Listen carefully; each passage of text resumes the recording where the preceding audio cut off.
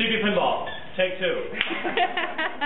Basically, we're dedicated to the preservation of pinball machines. We put our heart and soul into them, we fix them up, and we get them looking like new. So you can come in once a month, pay $10, and get in, and you can play for 6 hours for free. Or anywhere you went, there was a pinball machine. It was in its heyday in the 70s. Machines were a lot of fun. Started playing pinball up till the time I was about 10, and then I kind of laxed off a little bit, played some school sports, some core league type stuff, and then 81 came around, and the video game explosion happened. And boy, Pac-Man, Donkey Kong, Centipede, so I got really hooked. Ventured on to high school and continued to play video games, but after a while I realized I couldn't win free video games, and my money was limited, being 16 or 17 years old, so I found out you could win free games playing pinball, so I kind of went back to it. Stopped playing for about 10 years after I got married, or so. My wife's a night nurse, so I come home to an empty house. I could only watch TV for so long, could only cut the grass and mow the bushes. It's the wrong way to do it, but it looks good at my house. So I started playing pinball again. So I started going to local bars and taverns and bowling alleys and playing pinball. And I was really disgusted by dropping a quarter or 50 cents into a game, and the games weren't working. You know, flipper was weak, steal my money, just got tiresome. So at that point, I decided to buy a pinball machine. So in 2001, I bought my first game, which was a Hurricane. Every game you see here, with maybe the exception of 1 or 2, were bought as broken games. Somebody was basically getting ready to throw them out, or they didn't know what they had, they were just trying to get rid of them. The problem with the pinball machines is they're not played all the time and not maintained. They basically rot. If the wood gets wet, it rots.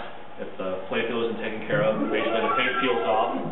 There are computers and batteries in the back of the boards of these games.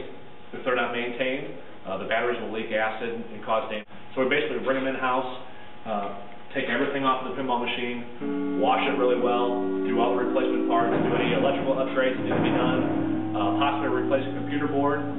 So yeah, everything here was one time a piece of junk. The problem with pinball, it was in its heydays in the 70s. In the 80s it had a small resurgence, but by 1990 it started to lose its luster, and I think it's because the video games were so good. I mean, you can go online and play Lord of the Rings or World of Warcraft, and they're just incredible. The amount of gameplay that you get and what you get is just awesome. I mean, even I play them. But with the pinball machines, it's never the same game twice. Since the playfield is sloped, there's a steel ball about 1 inch in diameter that rolls around at fast velocity. The game is ever changing. So I'm always still drawn to pinball for the action and the variety. I mean, the game is different every time you play it. You know, vendors rule this market. The guys who, when you go to the bowling alley or the quick shop and you see a vending machine or a candy machine or a cigarette machine, those are all owned by vendors. Vendors make money when you buy product. They put a big buck hunter into a bar, and that machine costs $6,000 new. They'll pull $300 out of that machine every week. So you do the math to figure out it takes you under a year to pay for that game. They buy a pinball machine for $4,000 and they pull $25 out of it every week. Now it takes them 4 years to get their money back. And the problem are the pinballs need to be maintained. The buck hunter, worst thing you have to do is replace the gun on it because some drunk got mad and smashed it when he didn't get to kill the $4.